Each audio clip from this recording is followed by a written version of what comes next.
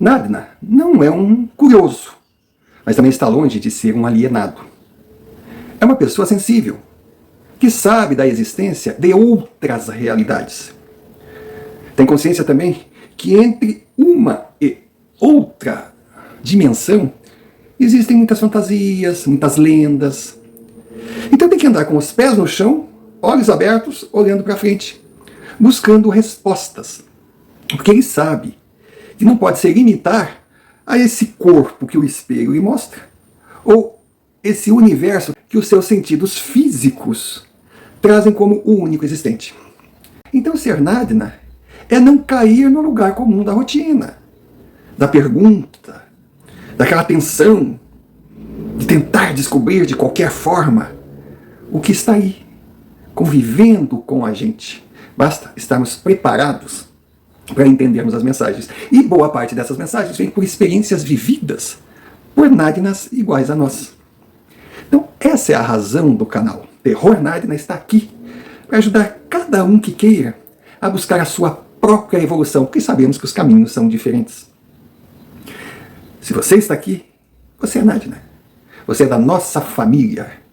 Você se identifica com o conteúdo, com o canal e com as pessoas que eu frequento. Então, poxa, por que ainda não se inscreveu? Pô, é muito importante para nós. Ajude o canal a crescer, esse canal é nosso. Com a sua inscrição, que é só um link, com o seu like, o YouTube irá perceber que o conteúdo interessa a várias pessoas. Notificações maiores irão acontecer e nós iremos finalmente conquistar as metas impostas pela plataforma Canais Recém-Criados, mas nós precisamos de você. Participe, compartilhe, deixe like, se inscreva, convide amigos.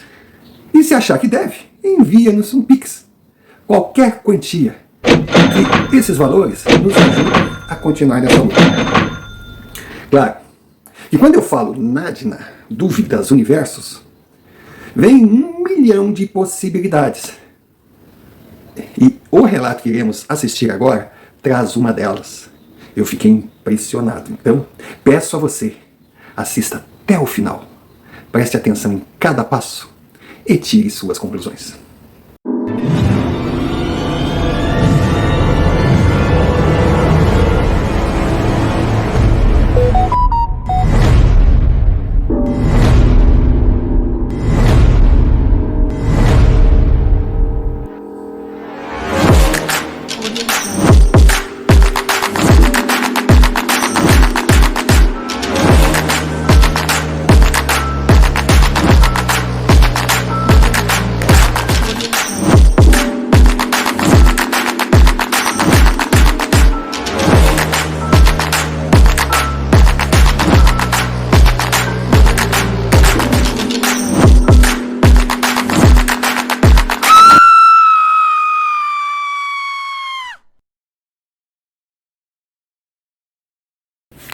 Senhor Romário, aqui eu vou me chamar de Marino. E se me der licença, Doutor Marino. Eu vivi uma fase esplendorosa, lá por 1995. Era jovem, recém-formado em medicina, encerrando a minha residência. Consegui trabalhar num hospital, consegui a vaga, o lugar num hospital prestigiado da capital. Isso para mim foi tudo, porque eu vim do interior, financiado pelos meus pais, comi o pão que o diabo amassou, como se diz, morei num minúsculo quartinho durante 3 anos, depois eu consegui crescer financeiramente, fui para um quartinho um pouquinho maior, mas não encarei essa batalha sozinho. Do meu lado estava Marisa. Por favor, que não seja o senhor mais um a dizer que é uma dupla sertaneja, Marino e Marisa, mas pode dizer, porque é uma dupla que toca e canta de forma afinada, pois Marisa, no interior como eu, mas de outra cidade, veio para a capital para fazer o seu curso de arquitetura e também estava prestes a se formar, e nós só aguardávamos os 2 diplomas, os primeiros passos na vida profissional, para finalmente assinarmos o papel, porque casados já estávamos há muito tempo dentro daquele quartinho. Claro que a gente planejava, a gente tinha planos maravilhosos. E o primeiro era ter a nossa casa. E na capital, num bairro retirado, tinha uma casa que eu achei muito legal. Eu fui o primeiro a conhecer quando eu passei por lá. Aí mostrei para Marisa que, como arquiteta, nossa, ela teve orgasmos. A casa já estava bem deteriorada, mas tinha aquele designer, segundo ela, ainda do período barroco do século XIX. Ela, na estrutura, estava firme. O que interessava ainda dava para aproveitar. O problema maior, lógico, era o acabamento. E aquela casa, quando o corretor falou o preço, eu até me assustei. Eu achei que ele estava zoando da nossa cara. Viu que a gente não tinha grana e brincou. Era muito barato. Aí, mais uma vez, nós recorremos aos nossos pais, sempre prometendo que um dia iríamos pagá-los, e graças a Deus conseguimos pagar tudo. Compramos a casa. E o dinheiro, que já era pouco, a gente revertia para a reforma. Marisa comandava os pedreiros, entre eles eu, que nas horas de folga, que não eram muitas, eu estava lá. Tudo bem, não era nenhum profissional, mas tinha já uma experiência do meu tempo de menino. E trabalhamos pesado naquela casa. Mais tarde fui saber que o preço é porque ninguém queria morar lá por ser uma casa mal assombrada. Conversamos a respeito, a gente respeita, sabe, não fica aí esnobando ou debochando do desconhecido, mas valia a pena arriscar. E foi assim, a conta-gotas. Imagine uma casa com um salão embaixo, uma cozinha maravilhosa, uma escada que levava para um andar superior, com 4 quartos, 2 suítes, nossa, os banheiros maravilhosos, o quintal incrível. Nos fundos ainda tinha uma continuação edícula. Então foi assim. Nós primeiros reformamos um quartinho, uma cozinha, um banheirinho na edícula. Aí fomos morar dentro para economizarmos o dinheiro. Aí aos poucos nós fomos melhorando a parte dos fundos. Que quando chegamos lá era entulho em cima de entulho, era barro, quando chovia era problema. Nós deixamos aquilo assim realmente habitável, ficou muito bonito. Mas aí eu estou falando de 2 anos ali batalhando. Aí com a formatura, eu já atuando como médico, Marisa, com a ajuda do seu pai, montou seu escritório de arquitetura. Ela era muito competente e usava até a nossa casa como propaganda para o seu trabalho. Realmente começaram a aparecer os clientes. Vou dizer, ela começou a fazer dinheiro até bem antes de mim. A gente fica pensando na medicina, aquela coisa, mas para mim foi mais demorado, a concorrência era mais acirrada. Mas nós fomos ali, trocado por trocado. Resumindo, 5 anos depois da compra do imóvel, nós concluímos. A nossa casa estava linda. Linda. Claro, a mobília a gente calculava assim que até 2077 conseguiríamos mobiliar a casa toda, mas isso era de menos. Nós tínhamos tudo o que precisávamos. Aí, lógico, montamos o nosso quarto, um belíssimo quarto no andar de cima, com sol batendo, com refrigeração, com ventilação, enfim. Marisa cuidou de todos os detalhes. E quanto ao mal assombrado, olha, nós estávamos morando lá há mais de 3 anos, na casa como qualquer outra. A única, sabe, diferença é que no mês de agosto a gente ouviu uns estralos. Mas, estralo por estralo, nunca percebemos nenhuma manifestação sobrenatural. Então estávamos felizes, mais felizes ainda com a notícia. Para completar, deixaria de ser uma dupla sertaneja e passaria a ser conhecida como um trio. Marino, Marisa e Marina. A Marina estava a caminho. A nossa filhota. Nossa, a nossa filhinha nasceu, sabe, naquela noite fria do mês de junho, gelada. A noite mais feliz da minha vida. A gravidez foi incrível. Eu vou dizer que eu acompanhei, mas lógico, diz, sabe, o nosso, digamos, regulamento moral que a gente não deve cuidar de quem ama para evitar. Bom, dá para entender. Mas uma colega minha acompanhou. Nossa, a gravidez foi maravilhosa. A Marina estava entre nós. Eu já estava conseguindo uma clientela e com mais 2 amigos montamos um consultório com 3 salas, uma recepcionista. Estava andando. Então, o consultório começou a faturar, eu no hospital, e o escritório de Marisa ia muito bem, obrigado. Ou seja, ainda não tínhamos chegado naquele patamar que esperávamos, com força, de termos realmente dinheiro extra para carro, para pagar o que nós devíamos para os nossos pais, para mobiliar a nossa casa, mas tínhamos o suficiente para viver confortavelmente dentro da casa dos nossos sonhos com a nossa filha. Então, Marina ia aí a completar 2 meses, quando chegou o mês de agosto. Aí uma certa noite, estávamos ali, frio, a gente estava com a lareira na sala, Marina ali no carrinho, Marisa e eu conversando, cansados, depois de... Não é fácil trabalhar do jeito que a gente trabalhava e ainda ter a bebê. Contratamos a dona Sônia, que caiu do céu, ela já trabalhava no hospital, veio muito bem recomendada, ela cuidava de Marina. Nós estávamos nos ajeitando. Aí bate na porta, eu vou atender. É uma moça ali dos seus 30 e poucos anos. Boa noite, eu digo, boa noite, senhor.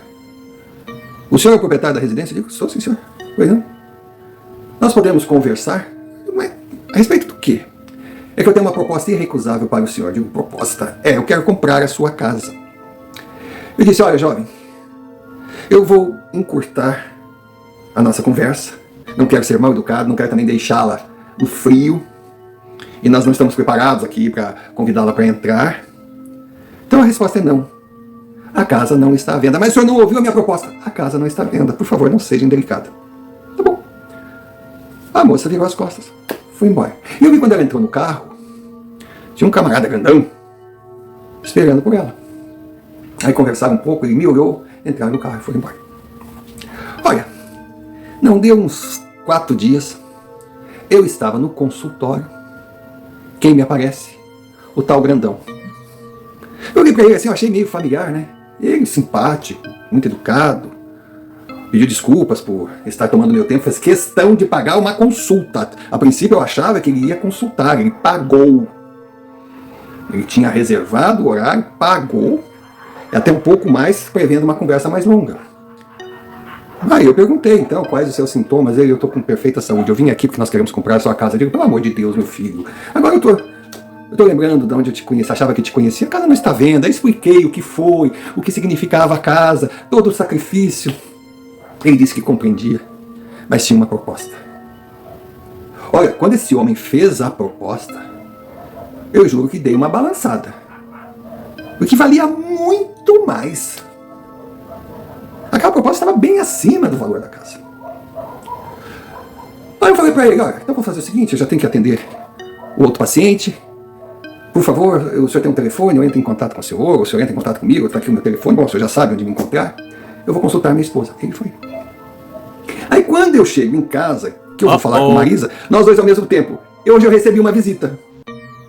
Digo, aquela moça que esteve aqui à noite, ela foi lá no meu escritório, dizendo que queria comprar a nossa casa, e pasme, tenta adivinhar quanto ela ofereceu. Eu disse, tanto. Ela, como você sabe? Porque aquele cidadão que estava com ela foi no meu consultório e fez a mesma proposta. Nós ficamos nos olhando. O que está acontecendo?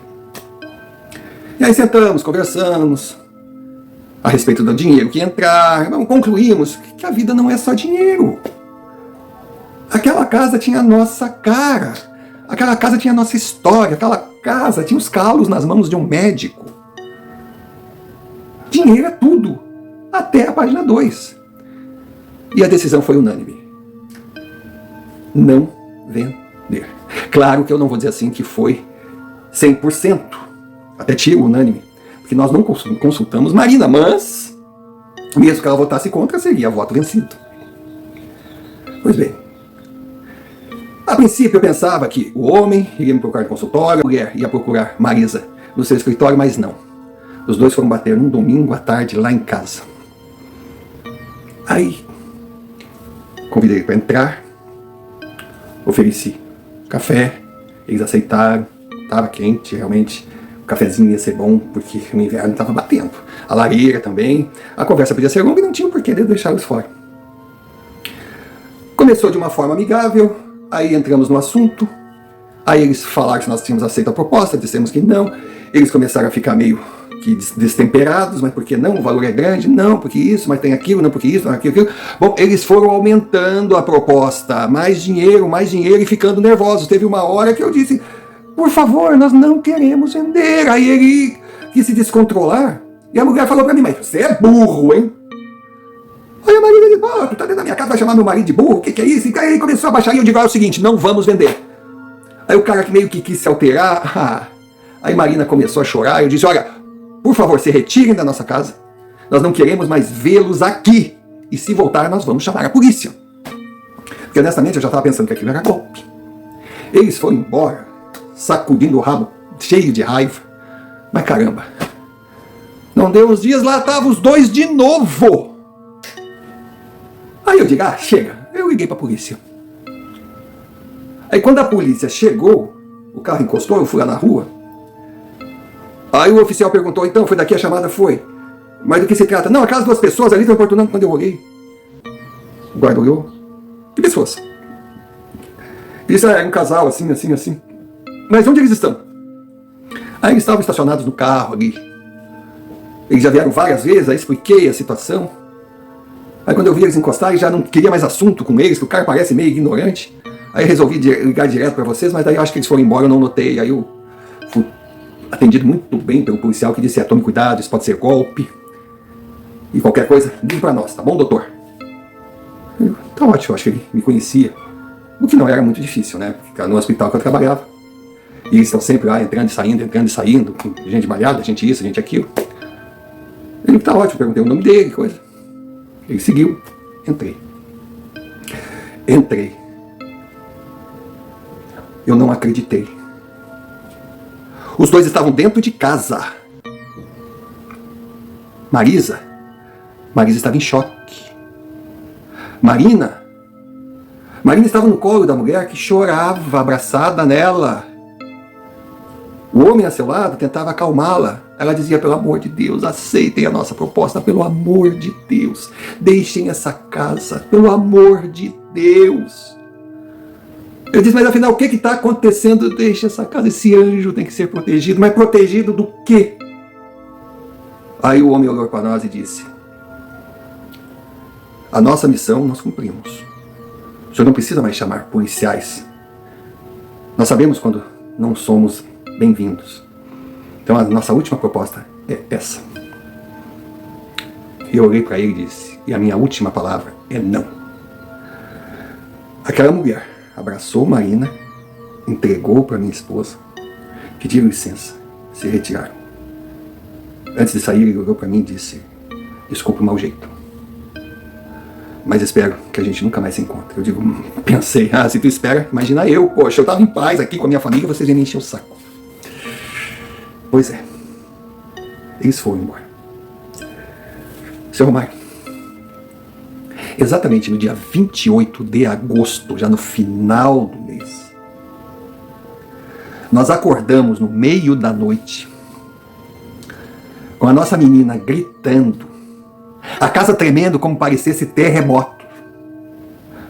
Sabe, móveis, utensílios, tudo voando, quadros, tudo voando. Sabe aquele poltergeist que a gente só vê em filme? E aquelas vozes, aquela coisa horrível, eles diziam palavras que nós não entendíamos. Nós víamos vultos caminhando em todos os entornos de Marina. Eu corri para tentar no berço da minha filha, mas eu não conseguia chegar. Era aquela coisa terrível, estonteante, era desespero, era um pesadelo. Nós gritávamos.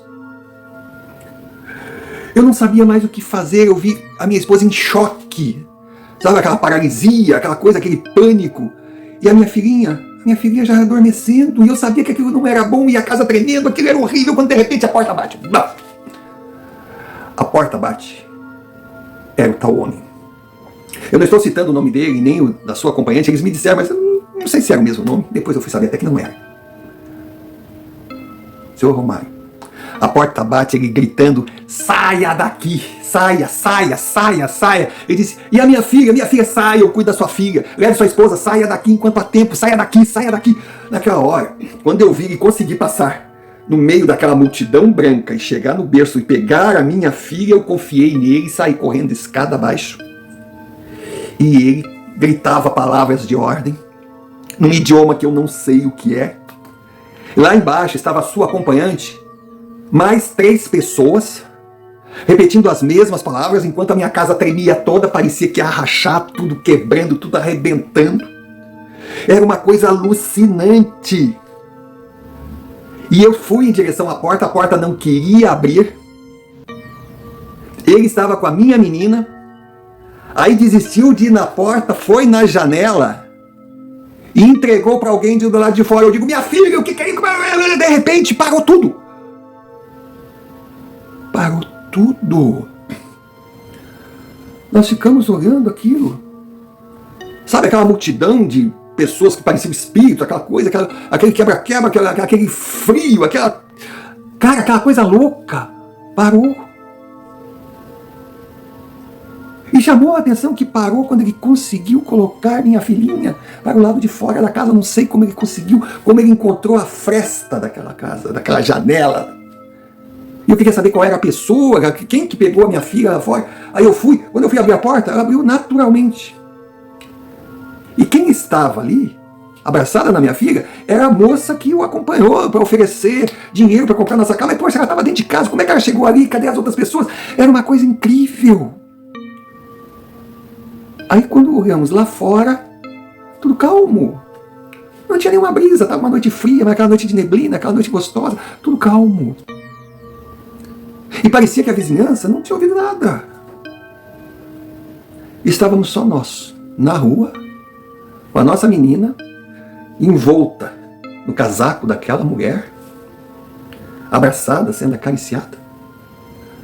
Foi quando eu percebi que nós não estávamos agasalhados, aquele homem gentilmente pegou o seu casaco, entregou para minha esposa e disse para mim, senhor, por favor, entre na sua casa, pegue o que acha necessário. Nós aguardamos aqui com a sua esposa e sua filha. E não entre nessa casa com a sua filha.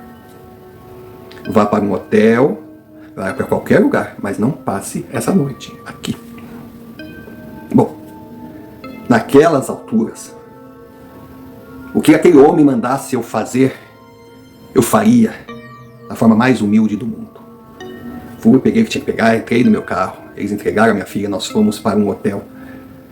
Aí eu perguntei para ele antes de sair, o que aconteceu aqui? Na hora certa nós conversaremos. Aí ele chamou a sua companheira e os dois entraram na casa. E olha, eu já estava confiando tanto naqueles dois que a única coisa que eu pensei foi em coisas de valor, nada. Então, fomos para o hotel, como vamos agir, o que vou fazer. Liguei para o consultório dizendo que eu não ia trabalhar, liguei para o hospital dizendo que naquele dia eu tiraria folga. Marisa também não saiu. Quando estávamos no apartamento ainda meio que, sabe, tentando entender, veio uma ligação da recepção, descemos e lá estava o casal. Eu digo, poxa, como eles sabem que nós viemos para cá? Aí nos cumprimentaram, a moça novamente pegou Marina, que se sentia aconchegada no colo dela. Aí sentamos. Aí eu dei o time deles, para que eles me explicassem o que eles quisessem me explicar, porque eu não tinha mais o que perguntar. A gente estava, sabe, em choque. Nós tínhamos levado um direto no queixo e não conseguimos absorver o golpe, principalmente sabendo que a vida que estava em risco era da nossa menina. Quem eram aquelas pessoas, vultos, o que estava acontecendo, o que foi aquilo, por que isso, por que aquilo, porque... Não adiantava eu perguntar, porque eu teria tanta pergunta que eles não teriam tempo de responder. O mais engraçado é que aquele homem olhou para minha cara. Espero que agora o senhor esteja consciente e ciente do quanto é burro. Olha, eu, em outra situação, até ficaria meio que ofendido, reagiria, mas eu ri. E disse, olha, com certeza, eu não sei porquê, mas eu fui burro. Ele, porque ninguém rasga dinheiro. A oferta que nós fizemos, dava para comprar 3, talvez 4 casas daquela. Aí nós rimos. Realmente que quem rasga dinheiro não é só burro, é louco. A proposta era tentadora, eu até botei polícia pro homem. Mas a vontade que eu tinha de perguntar o porquê, sabe, eu tentava controlar. Eu não sei até onde aquele homem podia nos explicar. Ele olhou para mim e disse, a proposta ainda está de pé. Eu falei, mas agora a casa está toda demolida, o senhor quer mais dinheiro? Eu disse para ele, não. Depois que vocês fizeram por nós, eu quero fazer uma pesquisa, saber qual é o preço justo, eu vou vender para vocês, mas eu quero receber o que a casa vale. Ele disse, bom, então se o senhor quer receber o que a casa vale, então receba a nossa proposta. Pode escolher a moeda, o banco, o país que seja depositado, será em dinheiro. Se o senhor quiser declarar, declare. Se o senhor não quiser declarar, não declare. Nós não lhe daremos problemas, mas o senhor tem que nos vender aquela casa. Aí eu olhei para a Marisa, ela olhou para mim, nós meio que concordamos, eles perceberam. Aí ele respirou aliviado, que bom que chegamos num acordo. Aí ele olhou para mim, que bom que eu estou lidando com pessoas educadas, que o senhor não perguntou ainda o porquê. Mas eu faço questão de lhe explicar, porque eu sei o valor sentimental que essa casa tem para vocês. Mas também sei que é um nada diante do amor que vocês têm por sua filha. Então, resumindo, no século XIX, se formou um grupo de pessoas que faziam, vamos dizer assim, encontros, rituais macabros naquela casa, em homenagem a quem eles chamavam de Deus das Trevas. E todo mês de agosto, esse ritual acontecia religiosamente, do dia 1º ao dia 28, e começava pontualmente às 10 da noite, às 22 horas, e terminava às 3 da madrugada. E no dia 28, na hora derradeira, para encerrar o ritual daquele mês de agosto, eles entregavam ao seu Deus demônio a vida de uma criança. Por sorte minha e da minha esposa,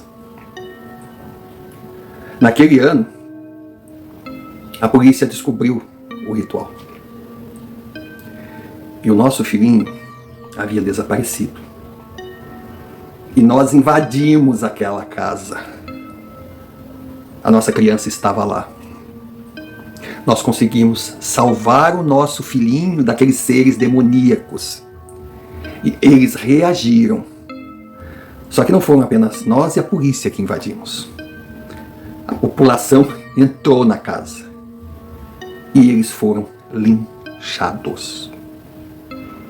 A casa, depois daquela noite, nunca mais foi habitada. Mas passaram alguns anos, algumas décadas, a memória da população foi se tornando seletiva. E novas pessoas alugaram. Teve um casal que residiu nessa casa durante 48 anos. Mas eles não tiveram filhos. Tiveram outros casais jovens que vieram para cá e também não permaneceram. Também teve um senhor solteiro, teve outro viúvo, enfim. A casa, ela começou a ser alugada, nunca vendida. E as pessoas não permaneciam mais, aqueles mais assustados por causa dos escalos no mês de agosto. Outros iguais a vocês não deram importância. Mas a sua Marina foi a primeira criança residente a estar presente na casa.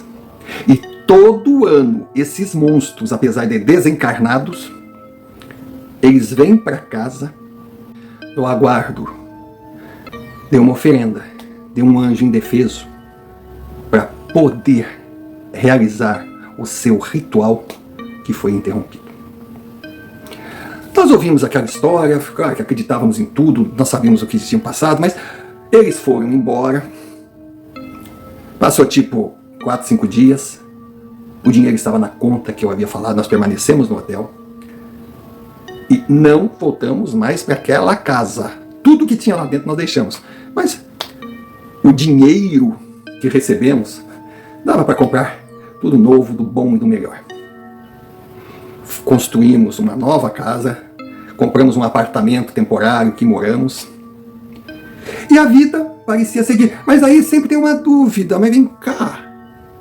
Século XIX? Casa? Nosso filhinho? Tem alguma coisa que não está fechando. Aí fomos pesquisar. Aquele casal, que nos eram nomes fictícios, era o senhor Agenor e a dona Almerinda. Senhor Agenor, um cafeicultor forte, tinha muitos pés de café plantado.